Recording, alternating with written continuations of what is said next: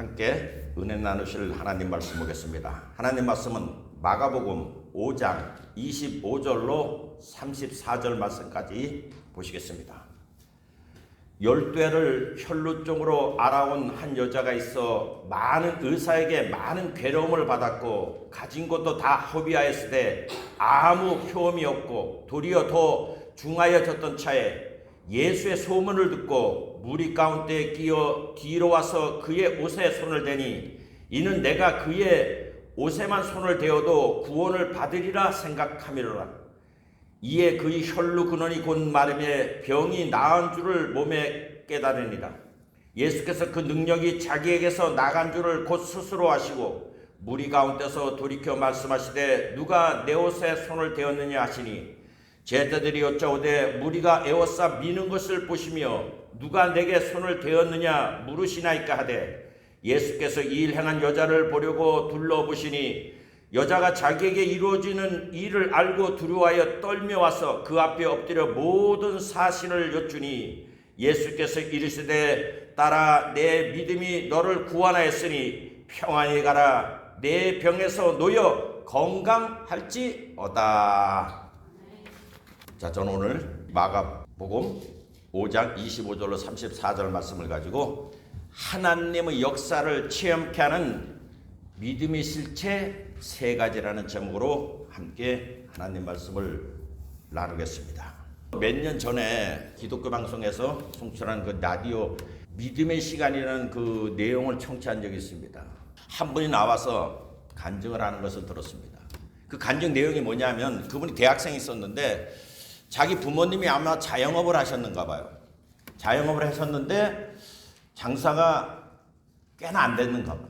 그러니까 돈 걱정도 많고 어떻게 살아야 될 것도 많은데 아침마다 부부가 사업장을 나가기 전에 항상 식탁에 앉아서 기도를 했다는 거예요.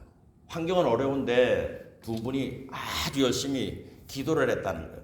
그래서 그 나와서 간증하는 그분이 자기가 큰 감명을 받았다는 거예요. 그 감명이 뭐냐?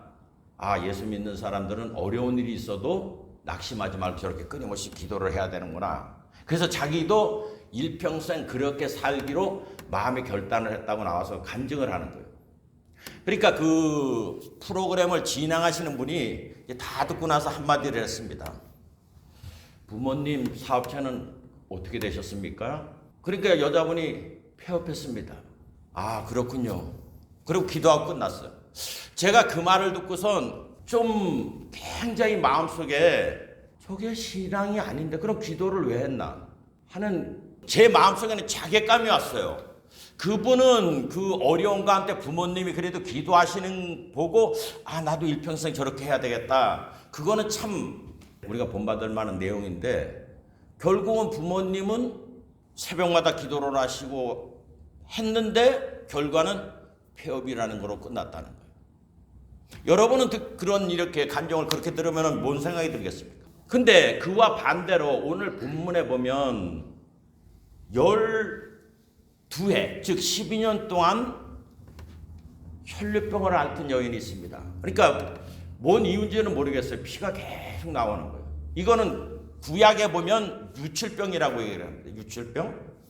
그러니까 저주받은 병이에요. 오늘날 같으면 뭐 엑스레이를 찍어서 어디서 피가 흐르는 거 뭐 다 조사를 해서 수술하면 되잖아요. 근데 그때는 뭐 수술하는 것도 없고 뭐 그런 게 없으니까 그 당시에는 거의 불치병하고 똑같은 거예요. 오늘날은 그렇지 않겠지만은. 근데 이 여인은 12년 동안 그렇게 고통스러운 그런 삶을 살던 사람이 예수님을 만나서 치료함을 먹고서 그 삶이 놀라운 변화의 그런 축복을 받았다는 오늘 그 내용이 있습니다. 그럼 조금 전에 그 자매님이 간증한 것과 이 성경에 있는 혈루병 여인의 이렇게 보게 되면 좀 결과가 달라요. 여러분, 우리의 신앙생활은 뭐를 말을 합니까? 그냥 주일 되니까 교회 왔다가 또 예배 드렸다가 끝나고 집에 가서 또 일주일 살다가 또 교회 왔다가 또 그렇게 하는 게 신앙생활입니까? 근데 많은 사람들이 그렇게 신앙생활을 하고 있어요. 성경에는 오늘 혈루병 여인이 예수님을 만났을 때 예수님이 만나기 전에 12해 동안 피를 흘리면서 아주 절망적인 삶을 살았던 사람이 예수님을 만났을 때 그 전에 자기를 괴롭히던 문제에서 해방을 얻고 새로운 삶을 살잖아요. 오늘 주님께서 뭐라고 말씀을 했습니까? 본문 34절에 예수께서 가라사대 딸아 내 믿음이 너를 구원하였으니 평안히 가라 내 병에서 놓여 건강할지어다 그렇게 얘기를 했어요. 그러면 제가 그 청취했던 그 자매님 가정은 모르겠어요. 그 후에 뭐 어떤 새로운 뭐 일이 생겨서 뭐 더 영광스럽게 한 건 모르겠지만 그 상황에서만 보면 부부가 합심해서 기도하고 다 했는데 결과는 안 좋은 결과가 나왔어요. 그것으로 말미암아 비즈니스는 문을 닫는 그러한 자리에 가버리고 말았다는 겁니다. 그리고 또 우리가 이게 성경을 볼 때 혈루병 여인을 이 내용을 보면 또 와닿는 게 있습니까? 공감이 막 돼요? 안 돼요. 그냥 혈루병 여인 얘기로 끝나고서 그냥 소설책까지 우리가 지나갈 때가 많이 있다. 왜 그럴까요? 우리도 이렇게 예수를 믿으면 입에서 나오는 말이 잘 될 줄 믿습니다. 뭐 할 줄 믿습니다. 믿습니다. 교회에서도 끊임없이 믿어라. 그런데 실질적으로 체험하는 사람들은 많지가 않다는 거예요. 왜 그런 일이 있을까요? 왜 그분들은 기도를 했는데 혈루병 여인같이 예수님을 역사를 체험해서 변화되는 그런 거를 체험하지 못했고 또 이 혈루병 여인은 우리가 봐도 뭐 별로 공감돼 있어서 나도 그래야 되겠다 그런 마음을 왜 못 갖냐는 겁니다. 그러면 이건 하나의 소설책으로 이렇게 적어놨습니까? 아니에요. 성경은 분명히 예수님은 어제나 2000년 전이나 오늘이나 2025년 21세기나 영원토록 동일하다고 얘기했습니다. 그럼 무슨 차이일까요? 그 차이는 딱 하나입니다. 내 믿음이 너를 구원했느리라. 우리가 이 믿음이라는 것을 몰라서 체험하지 못하는 거예요. 히브리서는 분명히 믿음 없이는 하나님을 기쁘시게 못하나니 말씀하죠.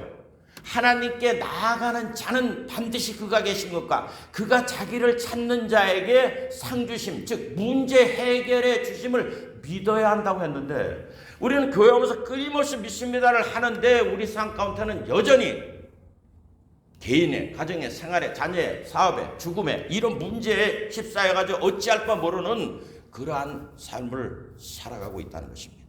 여러분 성경 창세기로부터 요한계시록은 실제 그 시대에 있었던 사람들이 적어놓은 거예요. 그리고 그 구약과 신약의 사람들은 다는 아니더라도 하나님을 봤습니다. 어떻게 봤냐? 구약에는 불기둥과 구름기둥으로 하나님을 봤어요. 신약에서는 친히 하나님이 육신을 쓰고 오셔서 인생들의 문제를 해결해 주었습니다. 그리고 그 하나님을 증거하기 위해서 존재하는 게 교회예요. 근데 오늘날 우리는 하나님을 만나기가 너무너무 힘들고 하나님의 역사를 체험하지 못할 때가 너무나 많이 있습니다. 오늘날도 예수께서 가라사대 딸아 내 믿음이 너를 구원하였으니 평안히 가라 내 병에서 놓여 건강할지어다.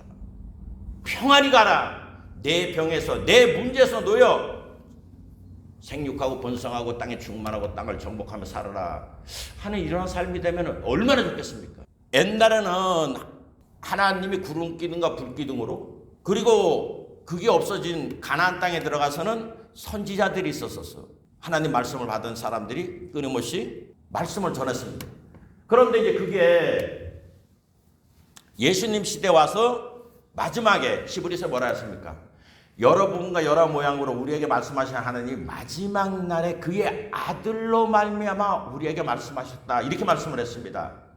그럼 오늘날도 제가 이렇게 어떤 설교를 듣고 이러다 보면 목사님이 하나님이 말씀했다고 자꾸 하나님 일로 가라 그랬다 뭐 해라 그랬다.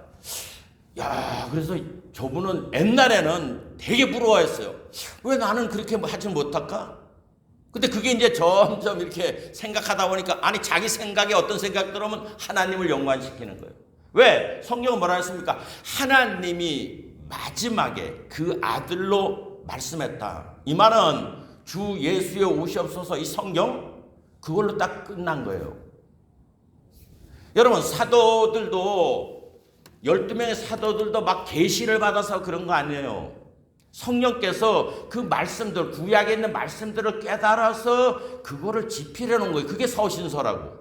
하나님께로도 직접 들은 거는 그들은 얘기를 하지 않았어요. 사도 바울도 삼층경까지 끌려가서 인간의 언어로서는 가히 상상하지 못할 말을 들었다고 했지 그게 뭐라고 얘기를 하지 않았다고. 근데 오늘날 계시받았다는 사람들이 너무 많아. 아니에요. 오늘날은 성경을 통하여 성령께서 이 말씀을 깨닫게 하는 거예요. 근데 오늘날 왜 우리는 이렇게 평안히 가라, 내 병에서 놓여 건강할지어다, 왜 이런 삶을 많이 못 사느냐? 첫 번째, 성경을 읽지 않아요. 두 번째는 성경의 내용을 모르는 거예요. 세 번째는 이거를 모르니까 성령께서 우리 마음을 이끌어 주시는 것들을 깨닫지를 못하게 되는 겁니다. 가장 큰 이유는 바로 믿음이라는 걸 모르는 거예요. 믿음이라는 거를. 믿음이 뭐를 얘기를 하는 것이고 어떤 것이 믿음을 산출해서 구원을 이루게 하는 것을 모르는 거예요. 오늘 이 혈류병 여인이 고침을 받았던 근본적인 내용이 뭡니까? 예수께서 가라사대 따라 너는 평안히 가라. 병에서 노예라라. 건강할지어다. 그렇게 말하지 않았어요. 다 여기에 주님께서 강조하는 게 뭡니까? 따라 내 믿음이 너를 구원했다는 거예요. 그러면 우리가 이 신약에 보게 될 때 이 믿음이라는 게 과연 뭐냐? 내가 어떤 믿음을 갖고 있어야 그런 구원을 받느냐? 여기에 우리가 좀 퀘스천도 갖고 질문도 갖고 의문도 갖고 이 믿음이라는 거를 우리가 알아야 우리도 그 구원의 자리에 들어갈 수가 있게 된다는 것입니다. 그러므로 저는 예수님은 어제나 오늘이나 영원토록 동일하신데 이 동일하신 예수님, 2000년 전에 이 혈류병 여인이 체험했던 그 예수님, 또 많은 문둥병, 죽을 병에 걸렸던 사람들이 체험했던 그 믿음을 체험할 수 있는 이 믿음의 실체, 이 세 가지에 대해서 오늘 본문을 통하여 여러분과 함께 알아보고자 하는 것입니다. 첫 번째, 여러분, 우리가 교회 나오는 목적은 생각의 변화를 받기 위해서 교회를 나오는 겁니다. 로마서 12장에 뭐라 그랬습니까? 이 세대를 본받지 말고 오직 마음을 새롭게 하여 하나님의 선하시고 온전하시고 기뻐하신 뜻이 무엇인가를 분별하라고 얘기를 했습니다. 분별하라고. 생각하라고 말한 게 아니라 분별하라고 말을 하고 있는 거예요. 주님께서 제일 먼저 하신 말씀이 뭡니까? 회개하라. 천국이 가까웠다. 우리가 그 천국 메시지, 하나님이 하시고자 하는 그 메시지를 들으려면 내 마음이 바뀌어야 된다는 거예요. 그걸 메타노이아, 헬라어로 메타노이아 하는 거는 생각을 바꾸라는 거야. 여러분, 지금도 텔레비 전파도 오고, 뭐 라디오 전파도 오고, 뭐 핸드폰 전파도 오고 다 오죠, 그죠? 우리는 느끼지 못하지만. 그러나 그 전파 보내는 거를 우리가 수신을 하려면 뭐가 있어야 돼요? 그 전파 맡은 주파수가 맞춰져야 된다고. 그러니까 그래서 이 성경을 주신 거예요. 성경을 내가 알고 있어야 그 다음에 어떤 설교를 듣든 뭐 할 때 그걸 알아먹을 때 내 생각이 자꾸 변화되는 거야. 근데 이 성경 내용을 전혀 모르면 이방인 소리 듣다가 예배 참석했다 그냥 가는 거야. 그러면 여전히 내 생각, 내 뜻대로 가는 거야. 그리고 두 번째는 뭐를 하느냐? 묵상을 안 해요, 사람들이. 그냥 성경 읽는 걸로 끝나. 그래서 교회에서 목사님이든지 뭐 어떤 유튜버는 이래 듣고 나서 그냥 그런가 보다 하고 가는 거야. 여러분, 이 성경이 내 생각을 완전히 사로잡게 하려면 묵상이라는 게 필요한 거예요. 시편 1편에 있는 것처럼 주야로 어떻게 하라고요? 묵상하라는 거야. 20살이든 30살이든 40살이든 50살이든 대부분 사람이 고정관념은 학교 다닐 때 있었던 그게 고정관념.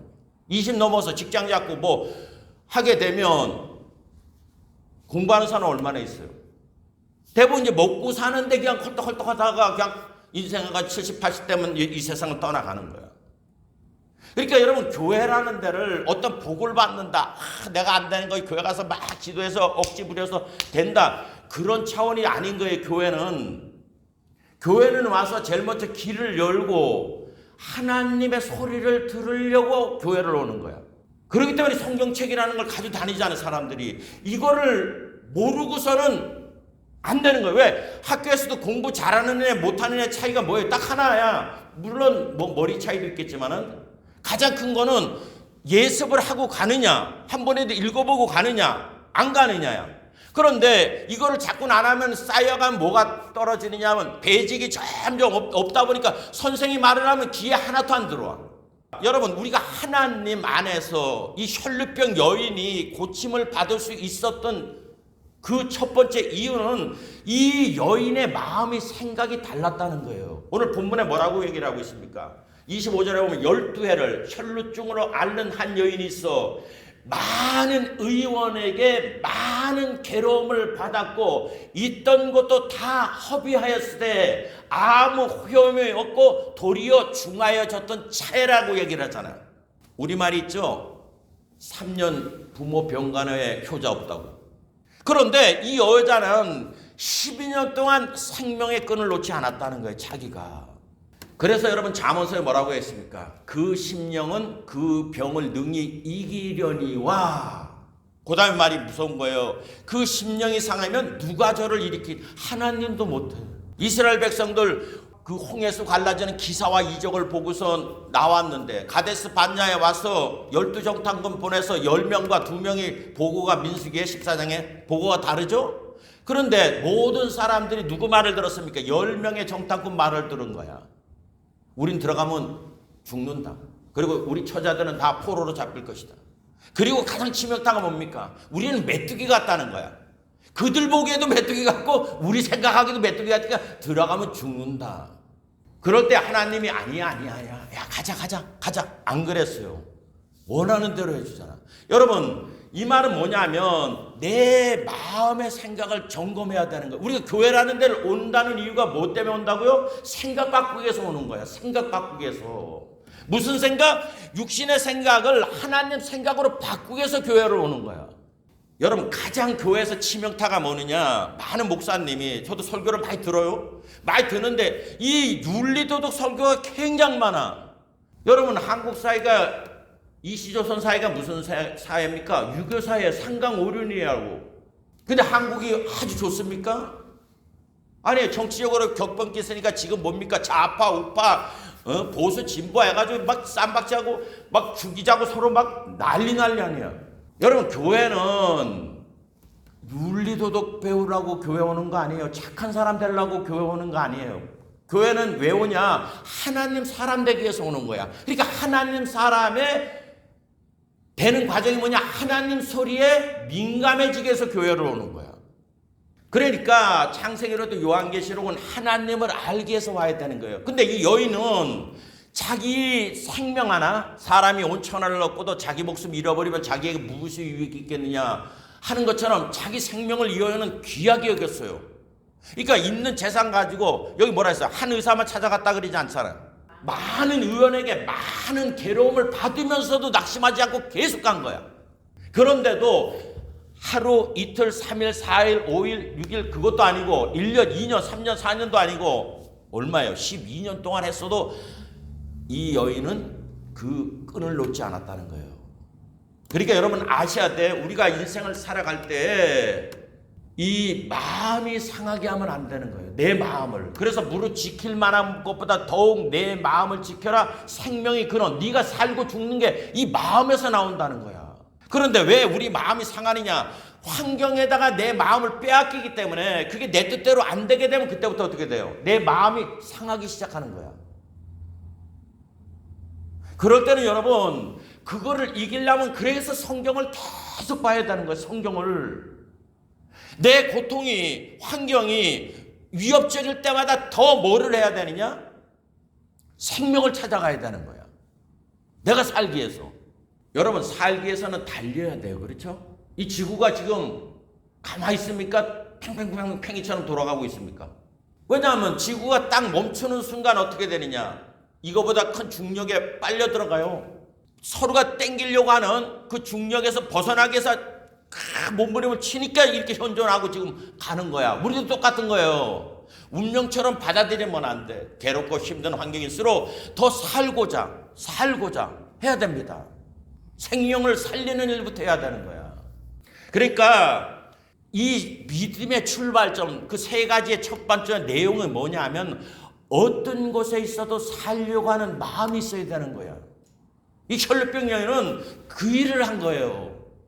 베데스다 연못 가운데 38년 된 중풍병한테 왔을 때도 주님께서 말씀한 게 뭡니까? 너가 낫고자 하느냐 물어보시잖아. 우리는 하나님이 모든 걸 통치한다고 하겠지만은 아니에요. 내 생명은 내부터 내 마음 상태 속에 어떤 마음 상태가 있느냐에 따라 다른 거야. 그러니까 교회 왔을 때도 하나님을 알고자 하는 마음을 갖고 와야 돼. 이게 교회가 존재하는 목적이에요.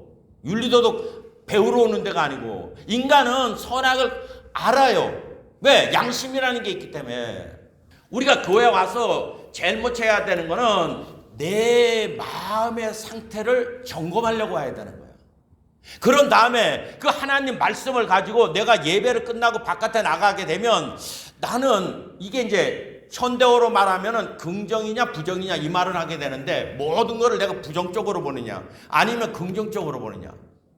부정은 뭔지를 알죠? 여러분들이 부정적으로 생각하는, 항상 안 좋게 생각하는 거. 근데 우리가 이렇게 긍정적이라고 말하면은 사람들이 긍정을 잘못 이해를 하고 있어. 그럼 할 수 있다, 하면 된다, 해보자. 여러분 절대로 낙심의 마음을 갖지 마십시오. 모든 걸 좋게 생각하십시오. 그러고 나가는데 되느냐? 안 돼. 그건 또. 여러분 긍정이라는 게 뭐냐면 내가 지금 돈이 없어요.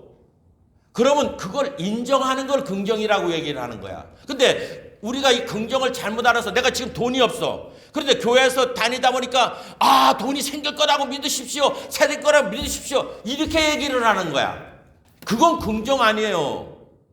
여러분 긍정은 그런 게 아니에요. 무조건 잘 될 것이라고 생각하는 게 긍정이 아니야. 긍정이라는 진짜 뜻은 내 현재 처지를 내가 인식을 하는 거야.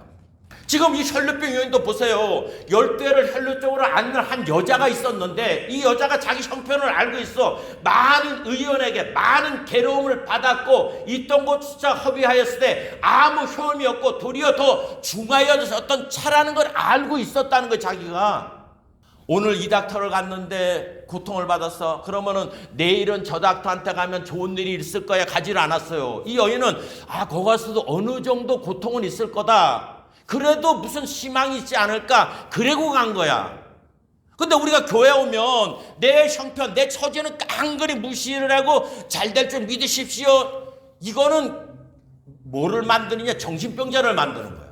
그러니까 모세를 통하여 따라 나왔던 사람들이 전부 다 정신병자들이야. 자기 처지를 모르는 거야. 왜? 모세가 끄집어내기 전에 애굽에서 뭐 했던 사람들이 종살이 하던 노예 생활하던 사람들이야. 그랬던 사람이 가데스 바네아에서 뭐라고 했겠냐? 우리 장관을 세워서 다시 애굽으로 가자는 거야. 거기가 더 낫다고. 여호수아 갈렙은 뭐라 그래요? 그 지옥 같은 데서 왜 좋다고 글로 가자고 얘기를 하는 거는 거냐고 얘기를 하잖아. 여호수아 갈렙이 부정한 거 아니에요. 우리 저 민수기를 한번 보십시다.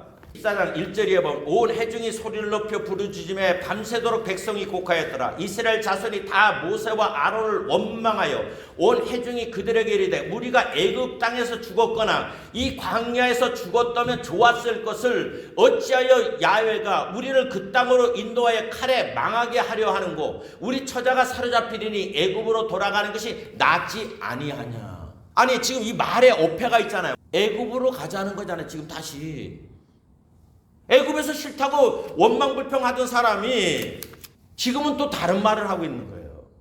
4절 이에 서로 말하되 우리가 한 장관을 세우고 애굽으로 돌아가자 하며 모세와 아론이 이스라엘 자손이 온 회중 앞에서 엎드리니라. 그 땅을 탐지한 자중 눈의 아들 여호수아와 여분네 아들 갈렙이 그곳을 짓고 이스라엘 자손이 온 회중에게 일러 가로되 우리가 두루 다니며 탐지한 땅은 심히 아름다운 땅이다. 너희들 과거에 애굽에서 어떻게 살았냐? 이걸 물어보고 있는 거야. 9절에 오직 야훼를 거역하지 말라. 또 그 땅 백성을 두려워하지 말라. 그들은 우리의 밥이라. 그들의 보호자는 그들에게서 떠났고 야훼는 우리와 함께 하시니라. 그들을 두려워 말라. 여호수아 갈렙도 두려워요. 환경적으로. 우리 애굽에서 얼마나 고통스럽게 살았냐. 우리 것도 없이 맨날 나가서 남 좋은 일만 시키는 그런 삶을 살았는데 왜 지금 더 나은 삶이 있다고 하는데 거기를 안 바라보고 자꾸 마음이 무너져 내려가냐는 거예요. 왜 무너져 내려갑니까? 두렵기 때문에. 치고 나갈 생각을 안 하기 때문에. 우리가 교회 나와서도 여전히 나의 형편 처지를 인정하지 않게 되면 반등할 기회를 갖지 못합니다. 내가 진짜 고통스러우면 사람은 어떻게 해요? 차라리 죽었으면 좋겠다고 생각한다고. 그렇기 때문에 하나님이 필요한 거예요. 우리가 교회라는 데 나와서. 근데 교회에서 헛꿈을 자꾸 갖다 놓죠. 여러분, 내가 지금 서 있는 자리가 어떤 거를 인식을 못하면 정신병자의 신앙생활을 해버리고 말아요. 막 미친 사람처럼. 입시철만 되면 교회가 예배터가 깨구리 짱 되는 거야. 서울대, 연대법대 딱 그다고 주여 될 줄 믿습니다. 근데 안 됐어. 그럼 어떻게 돼? 그다음부터 교회 안 나와 그 사람들. 하나님 응답 안 내렸다고. 그때는 뭐를 보냐? 애들 상태를 봐야 되잖아. 그 갈림이 자기가 아니라 자식이잖아. 물론 소망을 갖게는 좋은 건데, 야, 네 실력으로 갈 수 있냐? 엄마 안 가. 걱정하지 마. 엄마가 있잖아. 엄마 어떻게 할 거야? 하나님 빽 있잖아. 그거는 가면 안 돼. 그 사람은 가면 안 돼. 그래서 가가지고 이상한 짓 하는 거야. 그런 것들이. 실력껏 가야 되는 거야. 실력껏. 근데 교회에서 장려를 해. 입시철을 맞아요. 40일 책창 기도해. 이 교회가 뭐 하는 거지? 하나님이 그래서 시끄럽다 그래. 너무 시끄럽다는 거야. 미친 소리 했어. 여러분, 실력껏 가야 되는 거야. 하나님, 우리 아들이 시험을 보는데 절대로 까먹지 않게 하옵시고 애운 걸 까먹지 이래야 되는데 하나님 그런 거 다 없어. 하나님 서울대 들어가게 하여 주시옵소서. 맡겨놨어 하나님한테 그거를. 지금 제가 여러분들한테 말씀하는 요지는 처지를 알고선 활동을 해야 된다는 거예요. 제가 가장 싫어하는 게 이게 뉴스를 보면 뭐냐면 정부에서 이 사람들을 해줘야 된다는 거야. 아니 정부가 그것 때문에 있냐고. 왜 이 사람들을 왜 해줘야 되는데. 여러분, 성경은 단호하게 일하기 싫으면 먹지 말라고 얘기를 하는 거야. 분별하라 그랬잖아요. 여기 오면 하나님의 선하시고 기뻐하시고 온전한 뜻이 무엇인지 분별하라고 얘기를 하는데 오늘날 목사들이 분별하는 걸 가르치지 아니하고 자기 사상을 주입을 시키는 거야. 이게 여러분 여호수아 갈렙과 10명과 이스라엘 백성들이 차이가 딱 하나예요. 8절입니다. 민수기 14장 8절. 야훼께서 우리를 기뻐하시면 우리를 그 땅으로 인도하여 들이시고 그 땅을 우리에게 주시리라. 이는 과연 적과 꿀이 흐르는 땅이니라. 왜 여호수아 갈렙만 그 당시에 범죄하지 않았던 20살 밑에 사람들 데리고 들어갈 수 있었냐는 거예요. 생각이 하나님 생각하고 일치되기 때문에 가는 거야. 여러분, 천국은 예수 믿어가는 게 아니라 예수 생각을 갖고 있는 사람이 천국을 가는 거예요. 많은 사람들이 내 생각 갖고 있으면서 2000년에 저 십자가에 달리신 예수님 믿어 천국 간대. 그런 사람 천국 가는 거면 여러분 천국이 쓰레기장입니까?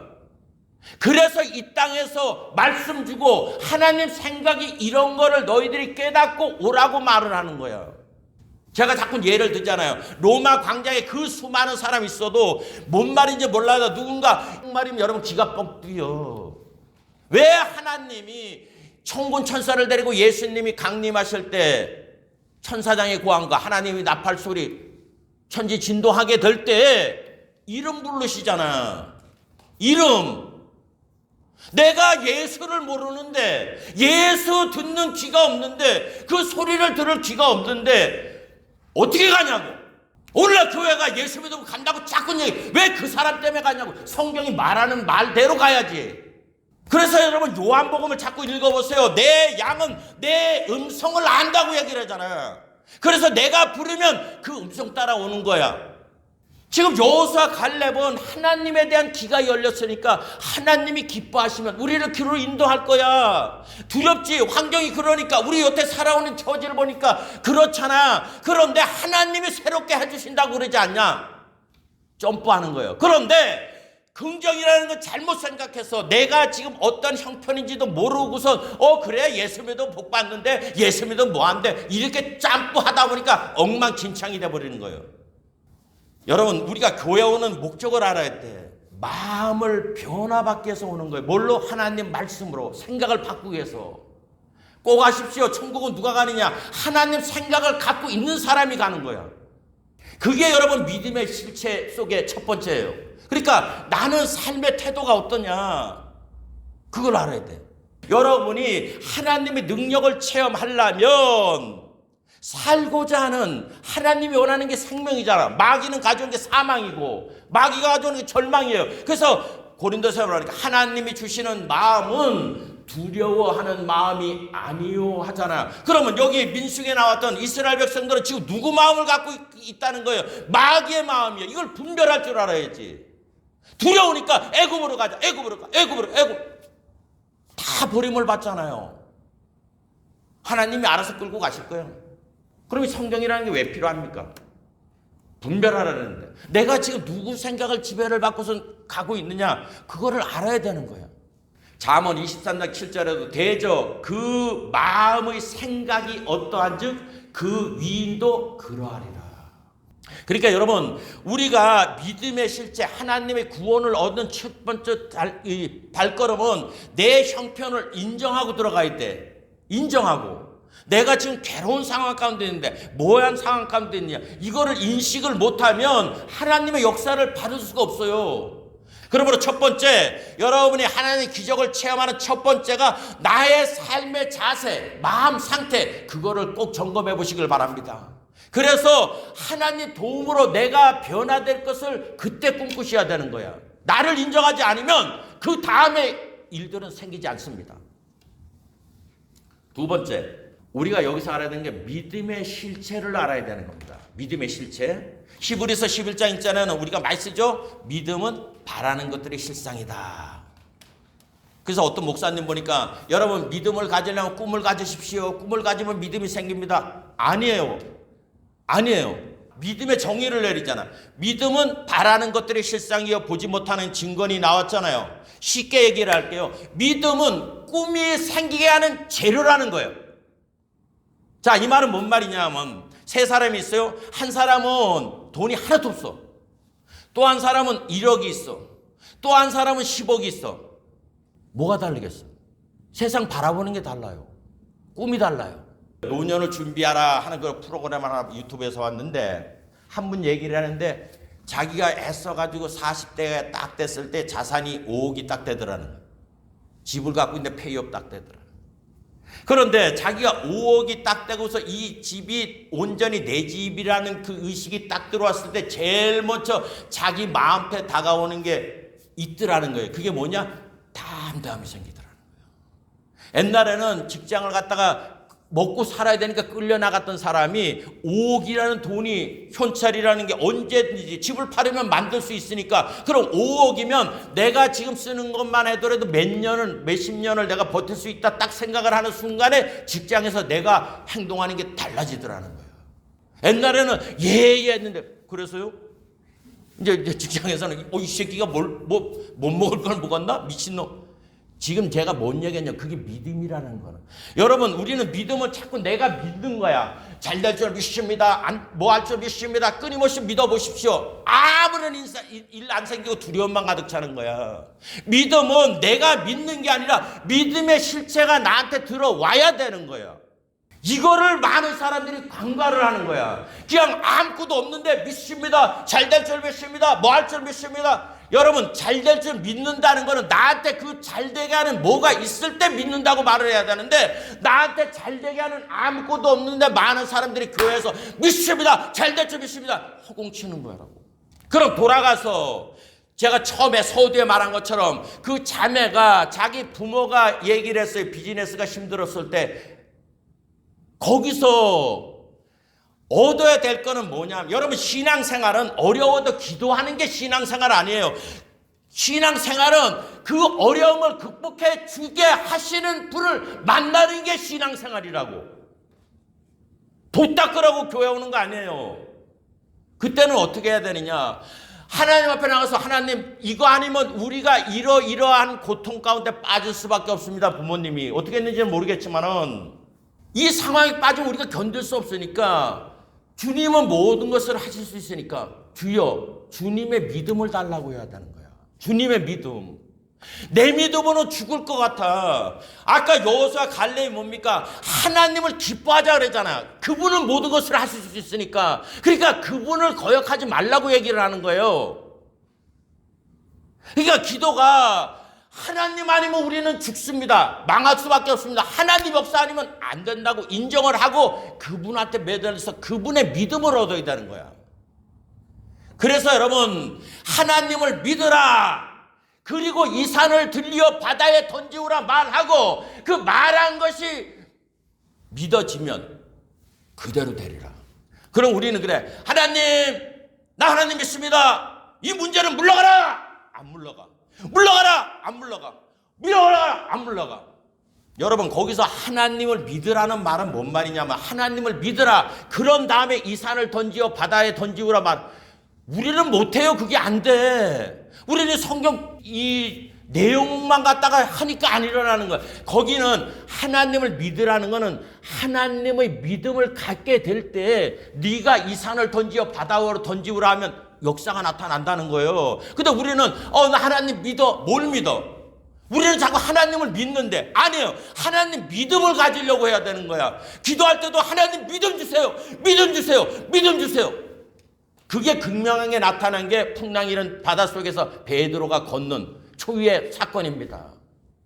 주님의 말씀으로 주님의 믿음을 가졌을 때는 그가 걸었지만 똑같은 베드로가 비바람이 치는 거를 딱 보자마자 환경 보자 급속도로 빠져버리고 말았다고.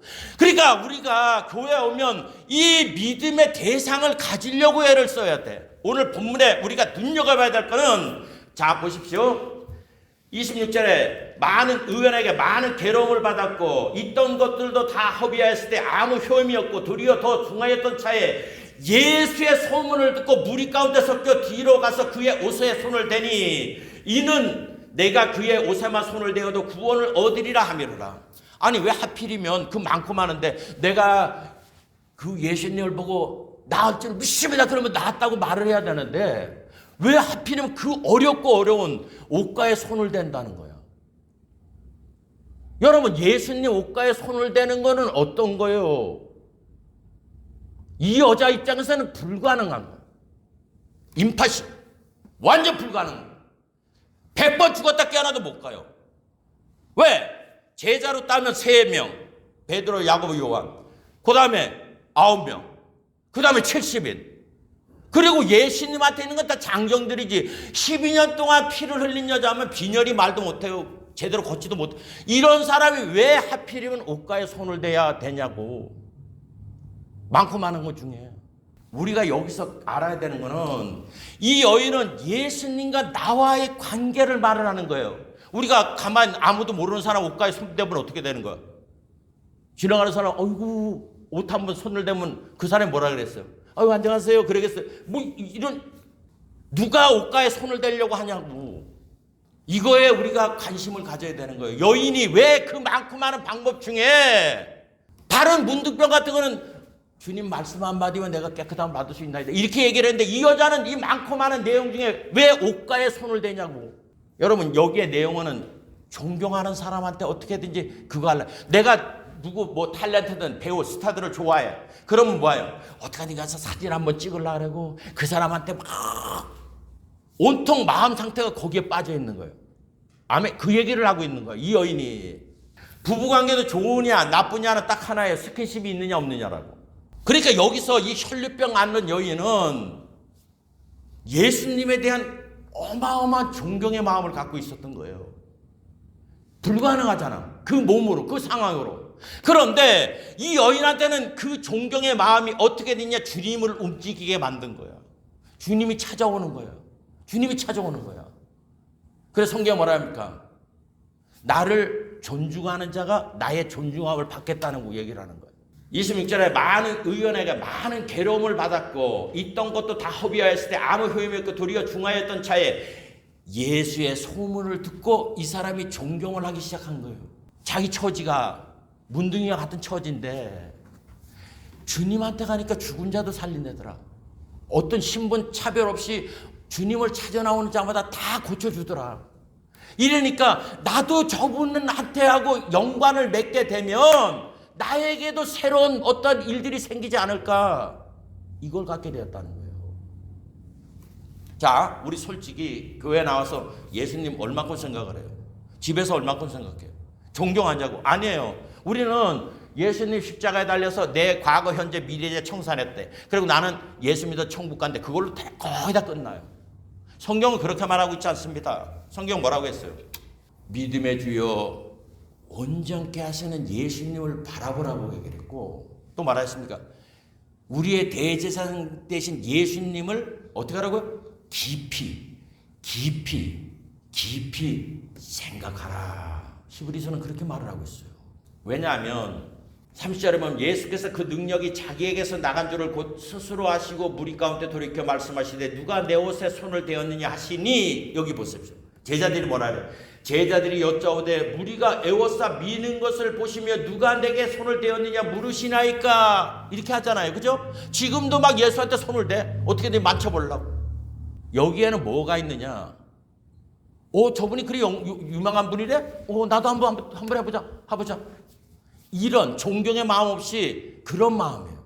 그런데 이 혈류병이는 저분은 나의 구원자라고 믿은 거예요. 구원자.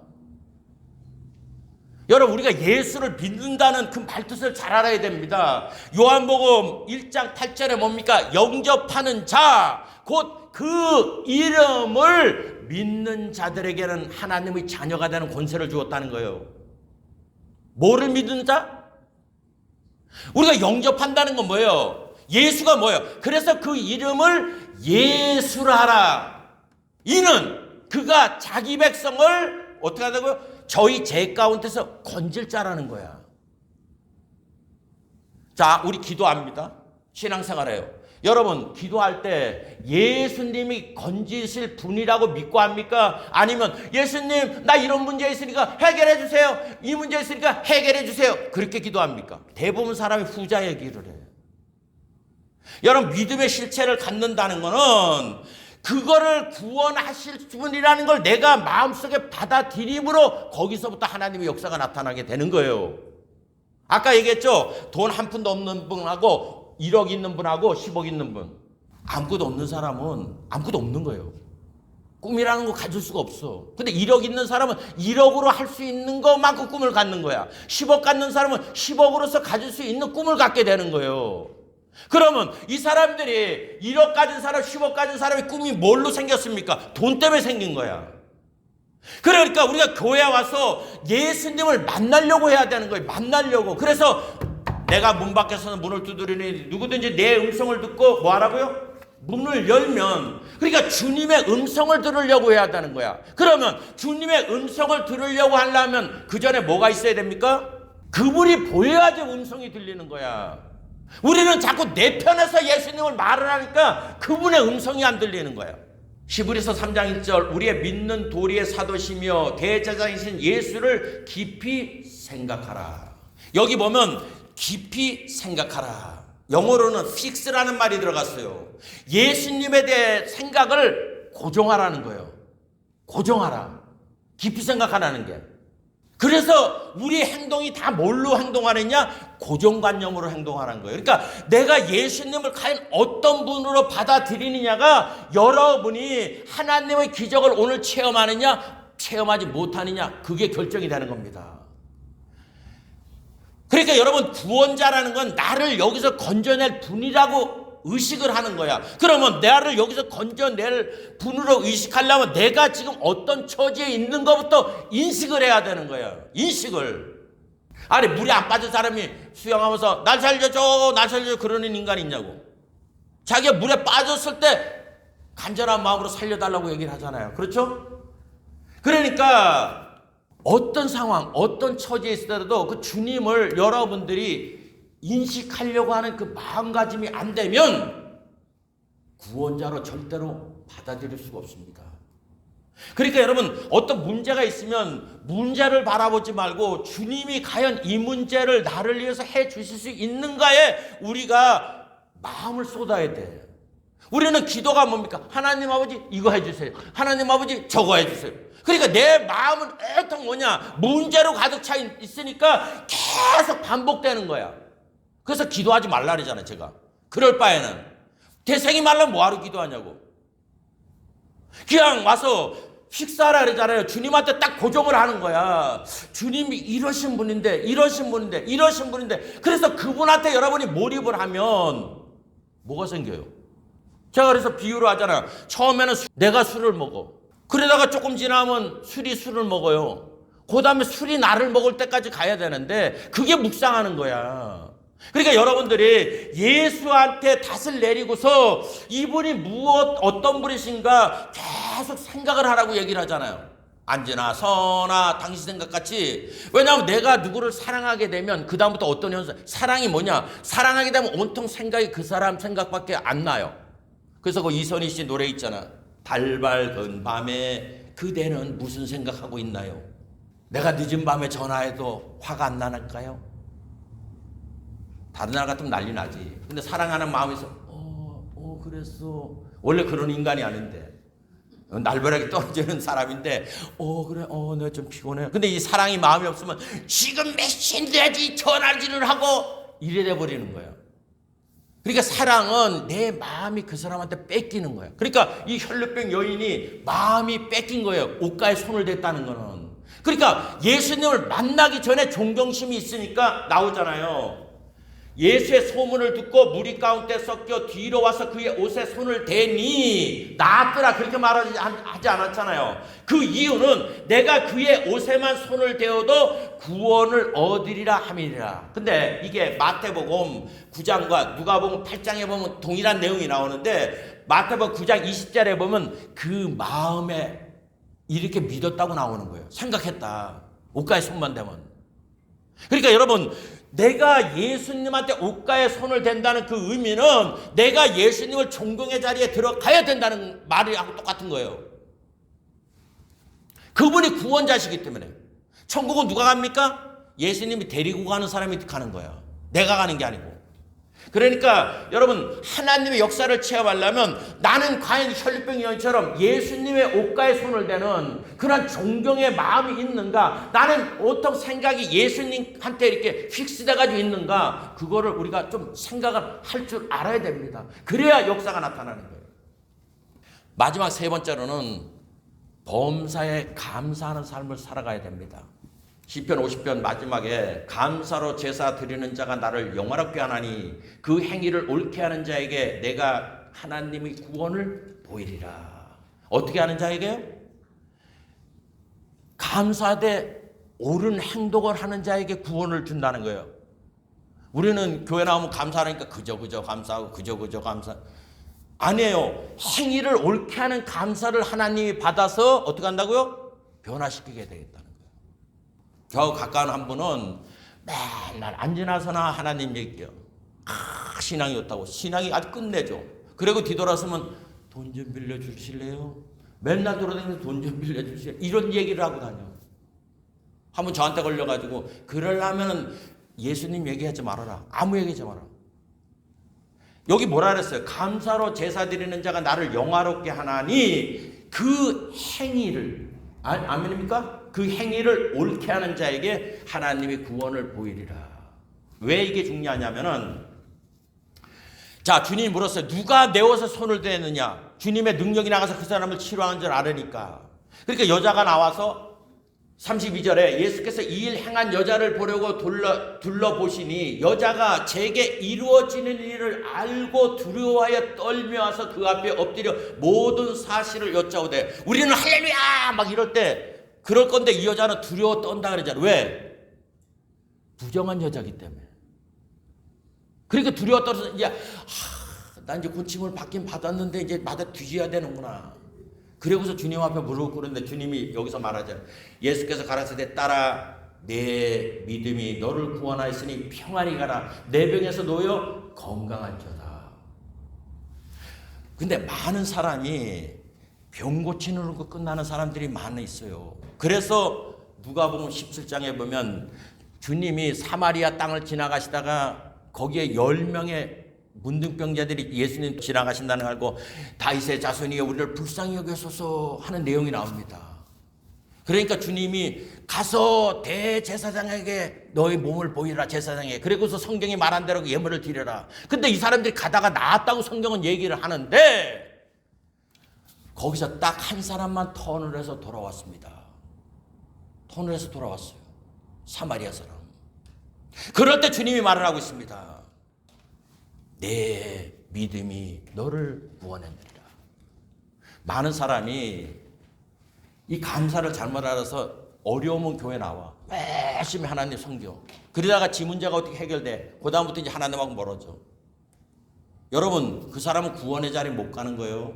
구원은 여러분 감사로 제사 드리라는 말은 뭔 말이냐면 내가 하나님 은혜로 이렇게 구원받았으니 일평생 그 길을 가겠다고 말을 하는 사람을 구원받았다고 말을 하는 거야. 우리 누가복음 17장, 이거 중요한 거니까 한번 보십시다. 누가복음 11절이야. 제가 읽겠습니다. 예수께서 예루살렘으로 가실 때 사마리아와 갈릴리 사이로 지나가시다가 한 촌에 들어가시니 문둥병자 10명이 예수를 만나 멀리 서서 소리를 높여 예수유 선생이시여 우리를 긍휼히 여기소서 하거늘 보시고 가라사대 가서 제사장들에게 너희 몸을 보이라 하셨더니 저희가 가다가 깨끗함을 받은지라. 그 중에 하나가 자기의 나은 것을 보고 큰 소리로 하나님께 영광을 돌리며 돌아와 예수의 발 아래 엎드려 살해하니 저는 사마리아인이라. 예수께서 대답하여 가르칠 때 10사람이 다 깨끗함을 받지 아니하였느냐? 그 9은 어디에 있느냐? 이 이방인에는 하나님께 영광을 돌리려 돌아온 자가 없느냐 하시고 그에게 이르시되 일어나가라 내 믿음이 너를 구원하였느니라 하시더라. 여기도 뭐라 했어요? 내 믿음이 너를 구원했느니라. 여러분, 우리가 예수 믿는 거는 종국적으로 저 피안의 세계, 하나님 아버지와 예수님이 계시는 그곳에 가는 게 우리의 종국적인 목적이에요. 근데 많은 사람이 어떤 문제가 해결되면 그때부터 하나님하고 발걸음 멀어집니다. 그 사람은 하늘나라 못 가요. 여기 보면 9명이 고침을 받았어요. 하나님한테, 예수님한테. 근데 9명한테는 구원의 얘기를 하지 않아. 여기서 구원은 뭐냐면 네가 병에 낫다고 그 말도 있지만 종국적인 너가 하나님께 영광 돌리는 사람이 됐다는 그분 아니면 내가 이 세상을 이제는 살아가는 것이 아무런 의미가 없습니다 고백하는 그게 구원이라고 말을 하는 거예요. 많은 사람이 나는 믿어 구원 받았다고 얘기하는데 여러분, 구원은 딱 하나예요. 하나님만이 나의 구원자 되신다고 그걸 믿고 가는 사람을 말을 하는 겁니다. 교회 와서 가는 게 아니라. 제가 말을 하잖아요. 왜 예수 하나님 얘기하면서 뒤에서 돈 벌리고 다니느냐고.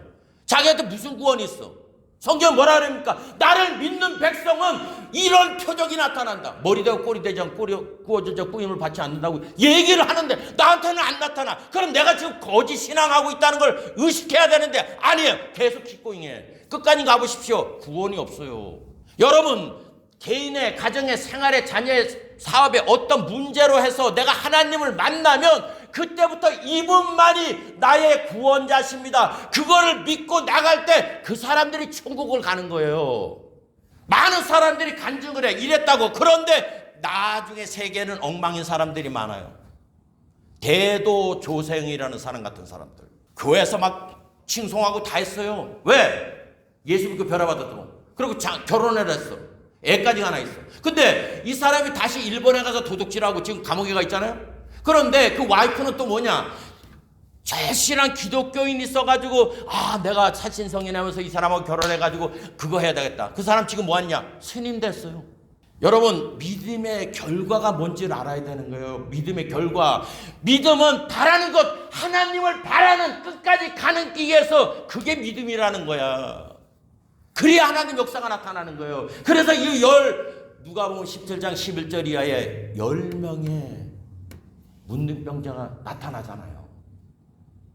그러니까 예수 믿으면 복 받는다가 아니라 예수님만이 나의 구원자라고 믿고 나가게 될 때 우리의 운명이 변화되는 거예요. 그러니까 여러분, 나는 진짜 믿음에 있는가, 그거를 여러분 확증해야 되는 거예요. 우리 이 삶 자체가. 이거 없이 그냥 인생을 살면 안 됩니다. 잠언 3장 6절에도 너는 범사의 그를 인정하라. 그리하면 내 길을 지도하시리라. 그분만이 구원자라고 믿고 가야 되는 거예요. 우리가 하나님한테 여러분, 하나님이 구원자라고 하게 되게 되면 사람들 도움 안 필요해요. 왜 하나님 얘기하면서 왜 사람들한테 돈 빌려달라 그러냐고. 요한복음 3장 27절에 요한이 대답하여 가로되 만일 하늘에서 주신 바 아니면 사람이 아무것도 받을 수 없느니라. 여러분, 하나님한테 구해보십시오. 안 주나? 구하라 주실 것이요, 찾으라 찾을 것이요, 문을 두드리라 열릴 것이다. 그런데 뭐 때문에 왜 구해도 찾아도 두드려도 안 되느냐? 믿음 없이 하기 때문에 그런 게 믿음. 신명기 8장 17절로 18절에도 그러나 내가 마음에 이르기를 내 능력과 내 손의 힘으로 내가 이 재물을 얻었다 말할 것이라. 내 하나님 야훼를 기억하라. 그가 내게 재물을 얻을 능력을 주셨음이라고 얘기를 했잖아요. 하나님, 나 이렇게 힘들고 고달픈데 능력 주세요. 좀 벌을 수 있게, 뭐 할 수 있게 하면 주신다고 얘기를 하는데 하늘에서 주신 바 아니면 받을 게 없다 그러잖아요. 내가 그러니까 하나님 신앙생활하면서도 받을 게 없다. 내 믿음이 잘못된 거를 점검을 해야 되는 거예요. 제가 지금 60이 넘었는데 제가 가끔가다 뒤돌아봐요. 제 인생을. 근데 이렇게 옛날에는 몰랐는데 이 나이가 들어가니까 리타이어 할 때가 점점 가까워지니까 리타이어 할 때가 가까우니까 이상하네. 막 노인네가 된 것 같아요. 그런데 제가 문득 떠오른 게 있었어요. 야, 나는 여태까지 살면서 단 한 사람한테도 1원 한 번, 페니 한 번 빌린 적이 없네? 이게 와닿는 거야. 저는 여태까지 하면서 다른 사람한테 돈 한 번도 빌린 적, 그렇게 막 쌓아놓고 산다는 게 아니고 단 한 번도 빌려본 적이 없어요. 그 말은 뭡니까? 제가 돈의 위경에 빠진 적이 한 번도 없었다는 거잖아. 한 번도 없었어. 이게 너무너무 감사한 거야. 제가 뭐 재벌도 아니고 아무것도 아니지만은 야, 왜 내 삶에는 이런 게 없었을까? 그러니까 뭔 마음이 딱 생기는 줄 알아요. 그게 있으니까 그럼 내가 죽을 때까지도 이제는 내가 남한테 손을 안 벌리겠다는 믿음이 생기더라고. 제가 지금 말하고자 하는 요지는 이거예요. 그때까지는 이게 당연해가지고 의식을 못했는데, 왜냐하면 사람이 살다 보면 많이 어려움이 많이 있잖아요. 가장 어려운 게 돈 문제 때문에 어려운 먹고 살아야 되니까. 근데 그게 한 번도 없었어. 이게 신기하다. 이게 뭐 쌓아놓고 있는 것도 아니고 막 하는데 왜 이런 일이 있지? 그런데 그 다음에 딱 생각하니까 뭐가 되냐? 그럼 앞으로 내가 이 세상을 떠날 때까지 여전히 나는 돈 걱정을 안 하고 살겠지? 이 믿음이 오더라는 거야. 이 믿음이 과거를 추론해서 미래가 보이더라는 얘기예요. 여러분, 하나님이 구원자라고 여러분이 믿고 나가면, 그래서 제가 항상 제 타이틀이 뭡니까? 영생을 전하는 목사예요. 여러분, 하나님을 기억해 나가게 되면 여러분이 어떤 환경 가운데 있더라도 성경 그대로 구워주셨정정 꾸임을 받지 않는다는 거예요. 그러니까 뭐를 해도 내가 하나님 안에서 어떤 믿음을 갖고 있는가를 내가 좀 점검을 하고 나가야 되는 거예요. 이게 그냥 무조건 믿습니다 그러면 안 돼요. 그러면 여러분, 예수님은 어제나 오늘이나 영원토록 동일하십니다. 그렇죠? 그 동일하신 분을 내가 체험하려면 이 믿음 안에 세 가지 길이 있다. 요거를 꼭 기억해야 됩니다. 첫 번째, 나는 매일매일 살아가는 삶의 마음의 자세가 어떤가.